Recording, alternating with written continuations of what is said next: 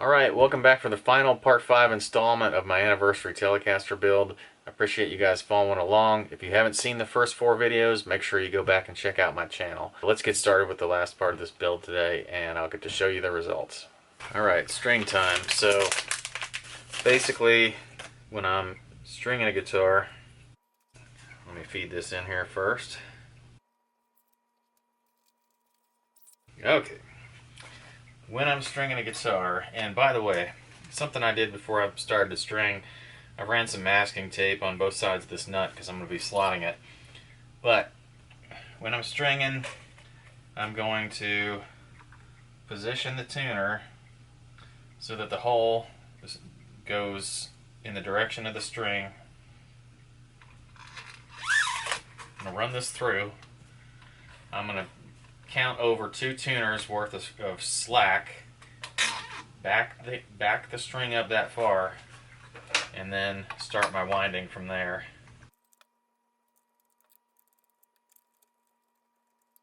By doing that, it gives me about 2 to 3 wraps on the tuner itself, which is what I want, and that gives me, you know, basically everything set up to do my slotting. And I'm making my wraps. Each pass of the string goes under the next one, so I'm not doing any sort of knots or anything like that, just straight up top to bottom winding. And I'll cut it off, but I won't cut it off until I'm close to done with everything. So let me finish these other 5 strings. I need to lower this down a little bit by tightening these 2 screws, and then I'll be back. Alright, the strings are on. I haven't trimmed anything yet. The pickup I've lowered down just a bit. I took the cover off of it just so that it's sort of, you know, exposed and I can measure the pickup height. But the next thing I've really got to address is the nut itself. So I went ahead and raised the action up a little bit by loosening these screws. And I got it to about 70 thousandths or so across the board.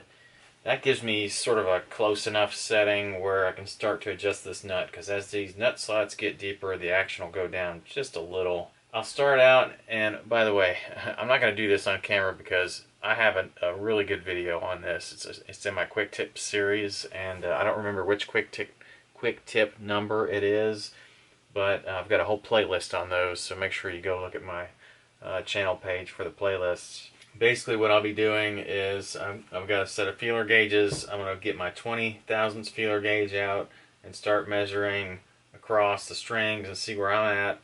And then I've got to get my nut files, file these slots a little bit lower. The main thing that you got to remember when you're filing a nut is you want to do it down in the direction of the angle of the string towards the headstock.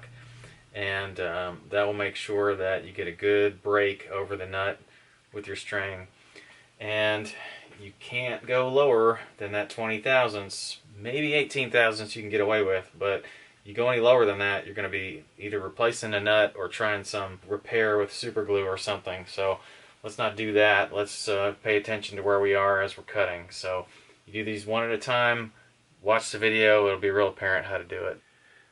Alright, next I'm going to install my string tree now that my nut's been slotted. I've got a little piece of masking tape laid out on the headstock, and all I've done is sort of position the little string tree where I want it. Now I'm using a sort of an American style, modern style string tree, and most of the pictures I've looked at online, most of the necks I've seen, the string tree is in line with this second tuner.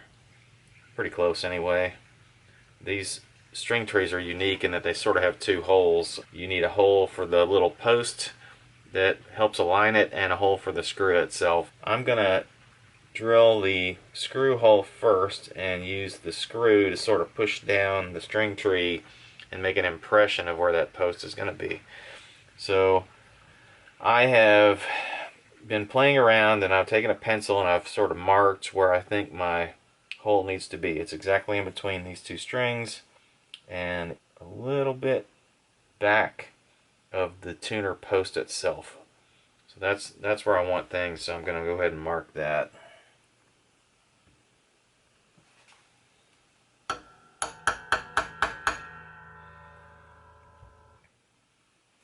Alright, that looks pretty good. I've got a drill with my little flag set up on a tiny drill bit like I did before, and I'm just going to go ahead and drill that hole. Alright, I've got to be careful with this screw because it's been used before and it's got a little bit of galling on the threads, or on the slot itself, the Phillips slot. So let me see if I can't get this in there.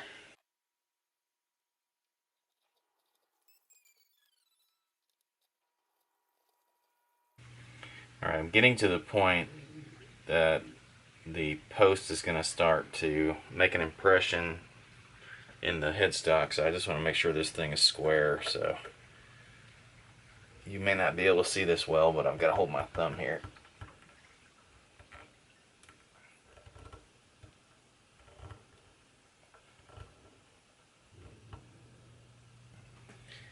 Okay, the post should have made an impression by now, so let me see.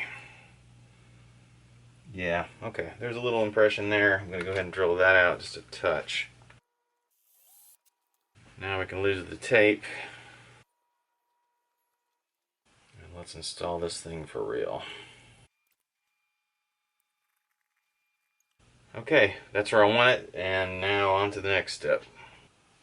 Alright, so next step, I think I will go ahead and adjust my action.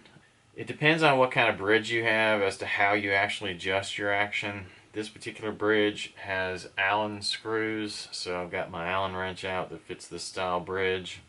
You also are going to need some sort of a graduated ruler of sorts that you can sight the height of the string from the side at the 12th fret. And you know, I guess you could make the action measurement at the 17th, or whatever your spec that you want to use is. But I'm using the 12th, and my spec that I'm using goes from 59 thousandths on this side to 49 thousandths on this side. You can use a metric spec, or you can use standard, but this is a pretty decent little ruler I've got. It does like fret rocking and other things, but you can get just the square ones that are real cheap on Amazon for, I don't know, probably 10 bucks or something. But this is all you really need. You can do this with a feeler gauge if you want to be more precise, but really and truly all you're doing at the end of the day is looking at it, getting it close, and then checking to make sure that there's no buzzing at these upper frets, and you should be good. So let me do, I've already done this E string because I was just testing my Allen wrench out, but let me go ahead and do the A string. And again, all I'm doing is sighting at the 12th fret and making an adjustment. I've got to raise this one a little bit, so I'm tightening these Allen screws. And the Allen screws themselves, you know, anytime you have a saddle, you want to try to keep it level across the saddle if you can. And I'm tightening these screws a little bit on each one just to keep the saddle level. So I'm probably just a little under 59 thousandths here. I need a little bit more.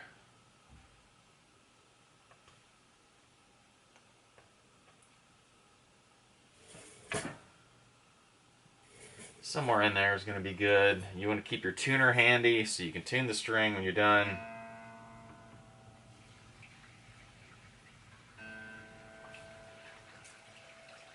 And then test out to make sure you don't have any buzzing or rattles.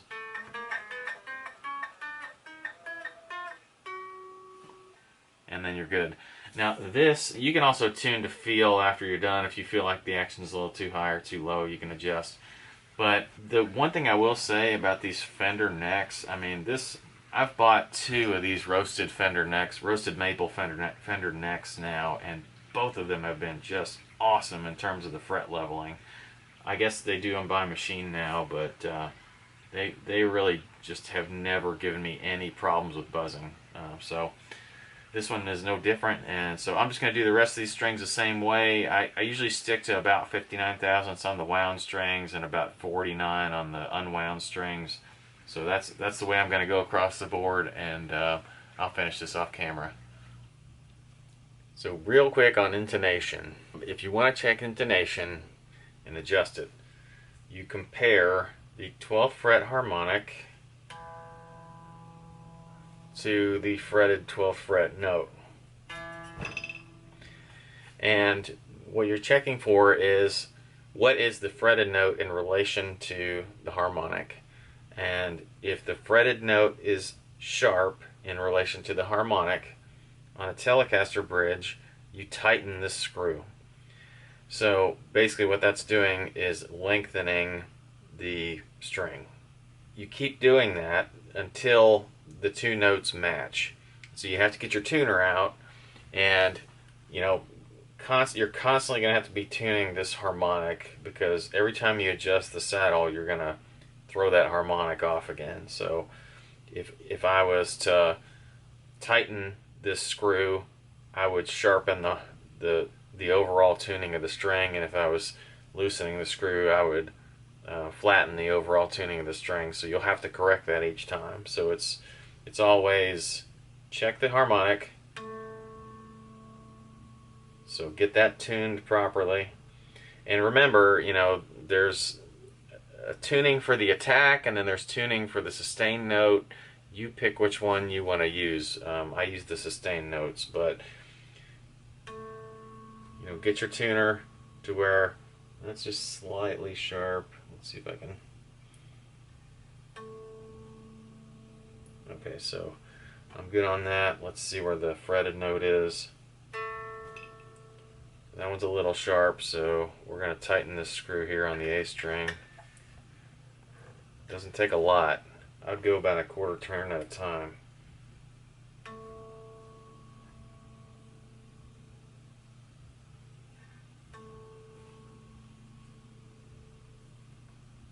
Make sure you get your harmonic correct, and then your fretted note follows. So once you get all those tuned in, you know, you're going to be moving your saddles back and forth. You should have a pattern that roughly resembles this. So you'll have your low E behind your A, and your A behind your D, and then your G will be behind all of those. And then again, you'll go forward again as you go up to the E. So you have to sort of two little ramps, essentially.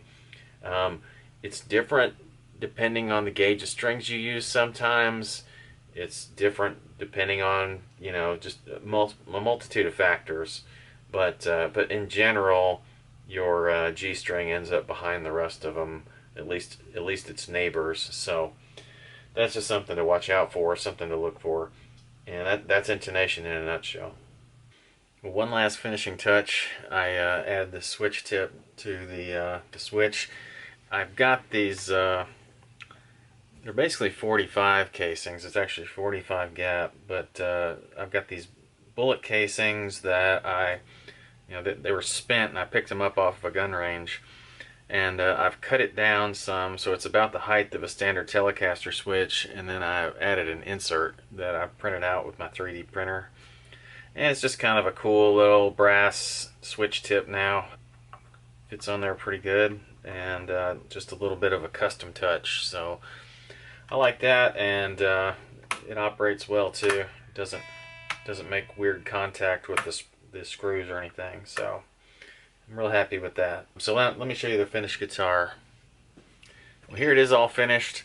I've got the roasted maple neck, that No Moon laser pine body, my noiseless pickups, my semi-vintage bridge with the individualized saddles, all the Fender hardware, and of course that tortoiseshell pickguard.